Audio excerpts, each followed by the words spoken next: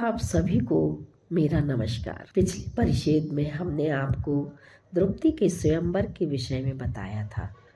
आज हम आपको चौथा परिच्छेद में द्रौपदी का विवाह निर्णय के संबंध में बताएंगे। सुनिएगा। जिस समय द्रौपदी ने अर्जुन के गले में जयमाला पहना दी, उसी समय सारे नृपतिगण क्रोध से उन्मत्त हो रहे थे। सबने आपस में सलाह करके कहा, राजा द्रौपद का यह व्यवहार अनुचित हो रहा है। उन्होंने हम लोगों को निमंत्रण देकर बुलाया और अब अनादर कर रहे हैं। इतने सुंदर राजकुमार क्षत्रियों को छोड़कर एक ब्राह्मण कुमार को कन्यादान कर रहे हैं। क्या यह अपराध क्षमा करने के योग्य है? कदापि नहीं। इसका उचित दंड उन्हें अवश्य ही मिलना चाहिए। यह कहकर सारे क्रोधांध राजे महाराजे हाथ में शस्त्र लिए द्रुपद पर टूट पड़े, पर अर्जुन और भीम ने भय की कोई बात नहीं ऐसा कहकर सारे राजाओं पर भयंकर बाणों की वर्षा कर बात ही बात में संपूर्ण राजाओं को परास्त कर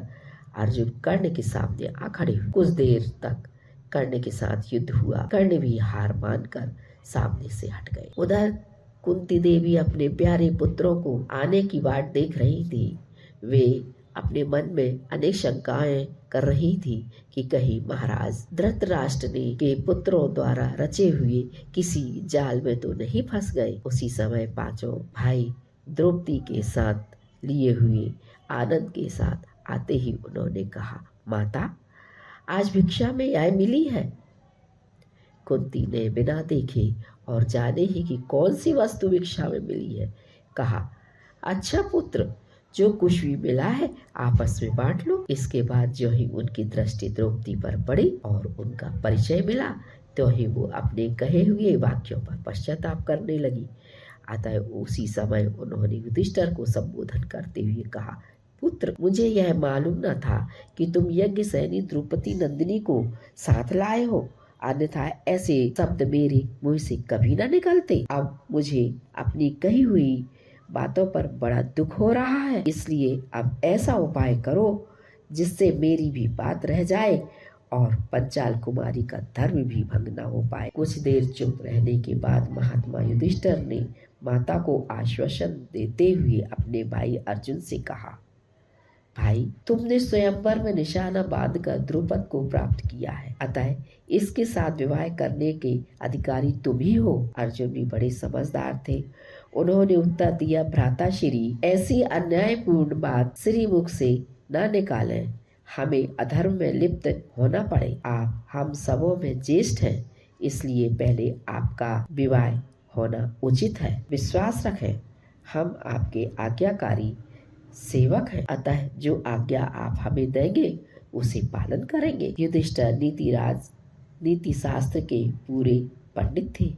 उन्होंने सोचा, यदि किसी एक के साथ द्रौपदी का विवाह हो जाए तो संभव है उससे आपस में विषम फल का वृक्ष लग जाए। इसलिए उन्होंने कहा, जितना स्नेह प्रेम हम लोगों में परस्पर है, इससे उसके अनुसार हमें यही ठीक मालूम होता है कि हम लोग द्रौपदी का पारी पारी से पारिग्रहण कर। इसके बाद दूसरे दिन राजा द्रुपद के भेजे हुए पुरोहित ने आकर कहा, महाराज, हम लोगों को महाराज द्रुपद ने आप लोगों को लेवा लाने के लिए भेजा है। वे अपनी कन्या का विवाह विधि पूर्वक करना चाहते हैं, इसलिए आप लोग चलने की कृपा करें। रथ तैयार है। अतः पांचों पांडव कुंती द्रौपदी के साथ रथ पर सवार होकर पंचाल देश आ पहुंचे। द्रुपद पांचों भाइयों का परिचय पाकर बहुत ही हर्षित हुए और अपने आप को सराहने लगे। इसके बाद उन्होंने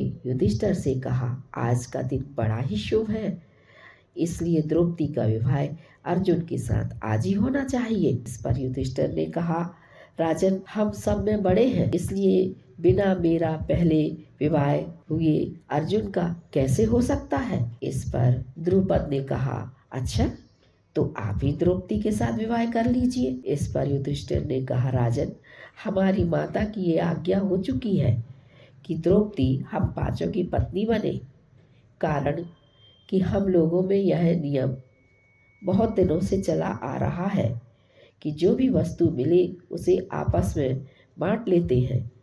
उसी के अनुसार कार्य करने को हम बाध्य हैं। धर्मपूर्वक अग्नि की साक्षी देकर हम सबका विवाह द्रौपदी के साथ करवा दीजिए।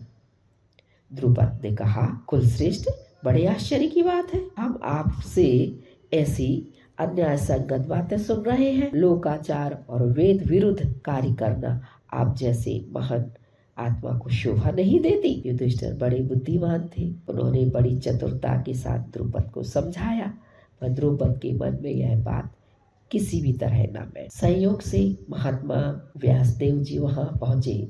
सभी ने उठकर उनका सम्मान किया और सोने के सिंहासन पर ला बिठाया। कुछ प्रश्न उन्होंने उनके सामने रखे। द्रुपद ने कहना आरंभ किया, भगवान, इस समय एक बड़ी ही जटिल समस्या है जिसका भार मैं आपको सौंप रहा हूँ। युधिष्ठिर का कहना है कि पांचों पांडवों का विवाह द्रौपदी के साथ होना चाहिए। इसको वे धर्म संगत बताते हैं। बिल्कुल इसके विपरीत है। जबकि धृष्टद्युम्न बोल उठे, हमारी बहन 5 पुरुषों की पत्नी बने, इस बात को हम कभी स्वीकार नहीं करेंगे। युधिष्ठिर ने कहा, हमारे मुंह से जो बात निकलती है वह कभी भी असत्य नहीं हो सकती।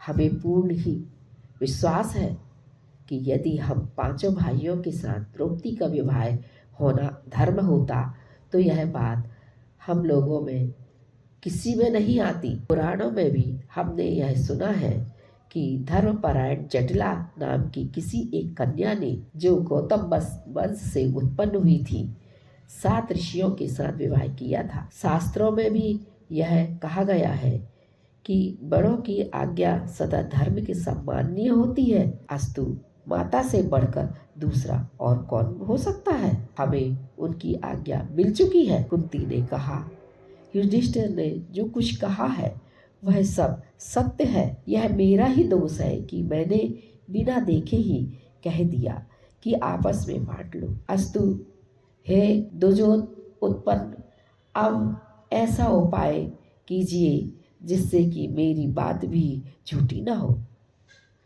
व्यास जी बोले, तुम किसी भी प्रकार की शंका मत करो। तुमने जो कुछ भी कहा है वह सनातन धर्म के प्रतिकूल नहीं है। इसके बाद उन्होंने द्रुपद को संबोधन करते हुए कहा, आप किसी भी बात की चिंता न करें। धर्मराज युधिष्ठिर सर्वथा न्याय संगत है। हम उनका गुण तत्व आपको बताएं। आज का चौथा परिच्छेद यही समाप्त होता है। अगला हम आपको जल्दी ही सुनाएंगे। धन्यवाद।